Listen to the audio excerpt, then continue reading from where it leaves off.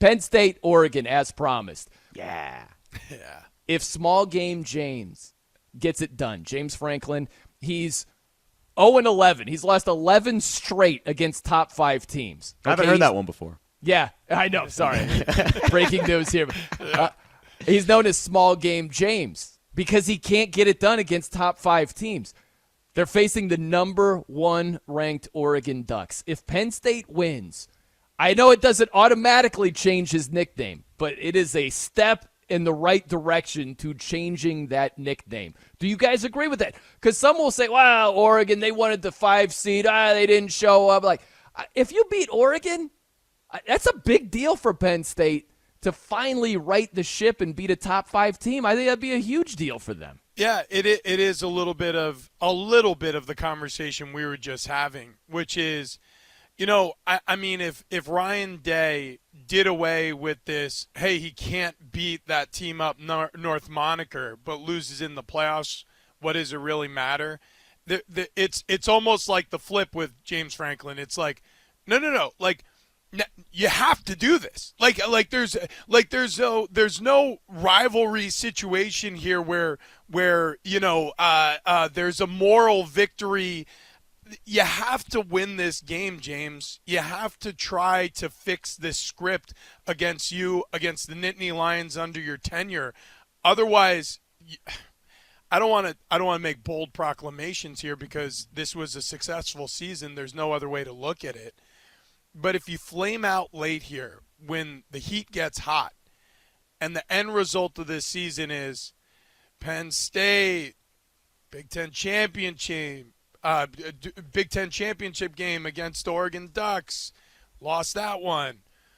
Ohio State regular season, they had plenty of opportunities to score. They didn't score when they needed to in the red zone. Playoffs, maybe they even win a game, but they get knocked out. All of a sudden, it's going to be the same note. And when you're a coach and you're hitting the same note year after year after year, they get rid of you. Unless that note is, I'm winning championships, they'll get rid of you. That's the reason why Marty Schottenheimer was fired after a 14-win regular season with the San Diego Chargers all those years ago, because he was making it to the playoffs, but they weren't winning in the playoffs. And look, that's why playoff coaches get fired routinely. It doesn't seem fair, but even in L.A., they were calling for Dave Roberts' head. The Dodgers were unbelievably successful, but they weren't winning championships. So what was the story on the Dodgers? Well, the story on the Dodgers is 100-win regular season, lost in the divisional series. Oh, wow, yeah. I'll tell you what the problem is. It's the manager. So James Franklin has got to win this football game. He's got to. Or he's got to win a national championship. Otherwise, the scene's going to get awfully hot for Franklin. Yeah, I don't know how much urgency this game is. I know it feels like Penn State has to win. I think it's the playoff more. Like, I would trade a loss here for a win over an SEC team in State College in 2 weeks. I would trade that. Unlike Michigan fans or Ohio State fans who would not trade their game against the other team for a national championship. I would trade. I would get embarrassed in this game. I would be willing to be embarrassed tonight if you promised me that when we play Bama in 2 weeks or whoever we play in State College, it might be Iowa State, which would be a really favorable matchup. But I would trade that. Because I think the playoff does supersede it, but Oregon is flirting with history. This would be a historic win for Oregon. They're the first FBS team since the Jameis Winston-led Knowles to be the only undefeated FBS team through 12 games. It doesn't happen often. Usually there's either multiples or there's none. And this year, there's none. It's just Oregon, the only undefeated, the only unblemished team. I think they're a much different team with Tez Johnson, and I think that's what makes tonight's game very interesting is he looked good in the game against Washington. He was hurt for a few games earlier in the season. Of course, Oregon's kind of been through this up and down where the first few games it was like sacks left and right, and they couldn't move the ball, and they almost lost to Boise, and then they kind of locked in. And Dan Lanning's on a mission this year. Like they've made a lot of improvements to this defense. It's not an elite defense. They can be run on. And I think that's the key for Penn State tonight. Can Nicholas Singleton, who finally showed you some burst last week, can Penn State get into favorable down and distances on third down? Can it be 3rd and 3? Because if it's not, if it's 3rd and 8, 3rd and 9, that's where Penn State and Drew Aller get into trouble because they don't have a separating receiver on their team. It's Tyler Warren and it's Nicholas Singleton, and that's pretty much the offense. And they need Colton Nickety to be in his bag, as the kids say. Yeah, no doubt. That's largely what it comes down to for Penn State's offense. They just don't have those receivers. They don't have that explosiveness to their offense. So you got to run it. Now, the good news is Oregon's run defense is vulnerable. It is. They have not been good. There are yards to be gained against them. So, yeah, if Singleton and Allen, if those guys can get it done, you're cooking with grease all of a sudden because I like Penn State's defense. Some say they're overrated, but you've got NFL dudes there, and Carter, King, Harris, every level of the defense. Let me throw this at you, too, to put a bow on this. There's been so much conversation about, hey, the loser probably gets the 5 seed, and that might be better. Count me out on that one. Agreed.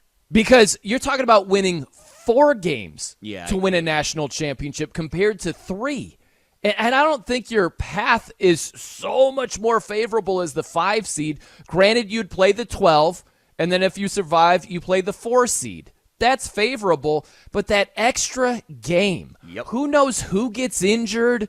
The attrition starts to take shape, right? Like, you're tired. You're trying to win a championship. To win 4 games compared to 3, I just don't think you're in a better spot as the 5 compared to the 1 seed.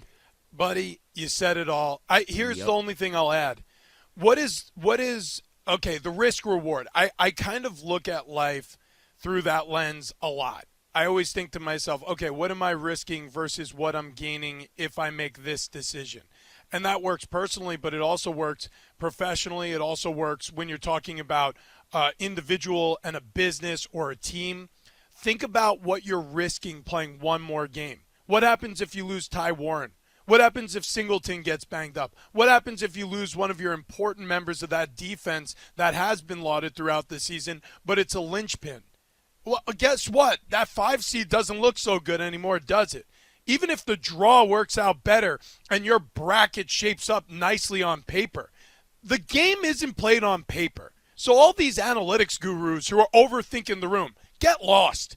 Because football's a violent sport where people are running into each other, okay? Things happen, okay? The ball is oblong shaped. It bounces funny sometimes, okay? The wind gust could blow on a 40-yard field goal, and it could change the fortunes and fates of football forever. So lose me on the lose the Big Ten championship and fall to the 5 seed because it benefits us. That is as dumb as wanting to win a rivalry game instead of the national championship. Let's go, Ohrnberger. I could see him in my monitor. He is fired up. He's got his face is redder than a tomato. I love it. Break. I like this fire because you're 100% right. The only people saying that are people that aren't playing in the game. Like, I bet if you asked anyone in that locker room tonight for either team, Penn State or Oregon, they'd be like, "We don't want the 5 seed. We want the stinking 1 seed. Like, come on." But also, I can't really sum it up any better than what you guys said. Like, there's so many things that could happen. You are playing an extra 60 minutes. It is an easy decision. If you're giving me a choice, can you be the 1 and the bye or the 5 and the easy matchup? It's like not even a choice. Now, if I don't have a choice and I can't be the 1 and I can't get a bye, which path is the easiest? Yes, the 5 seed is the easiest path. But the easiest path is not to play a game that weekend. Is to be sitting on your tuchus and watching other teams play. And SMU is the one that is the argument that I can't stand this week.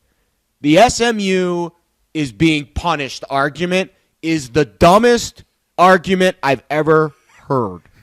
So let's say SMU is Notre Dame and they don't play this weekend, and their options are, okay, you can either play Clemson this week, a game you're favored in on a neutral field, win that game, get 3 weeks off, and then go play Fiesta, whoever, on a neutral, you get 3 weeks off.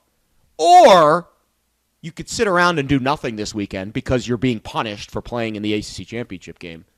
And then you can go to State College or Columbus or South Bend in late December and be a touchdown dog in the first round. What would you choose? I would choose the path of Clemson and then 3 weeks off. That would be the path that I would choose. Man, this was a ranting segment. It really was. Was That's that- been bothering me all week. Oh, SMU is being punished. No, they're not. Win the stinking game and take 3 weeks off. That question woke up Cantankerous Ohrnberger. Man, I can't tell believe we you what. started the show with Cantankerous. No, we got all the way to Cantankerous Ohrnberger. Unbelievable. Full circle, man. That was great. I was therapeutic, the whole thing, man. That was awesome.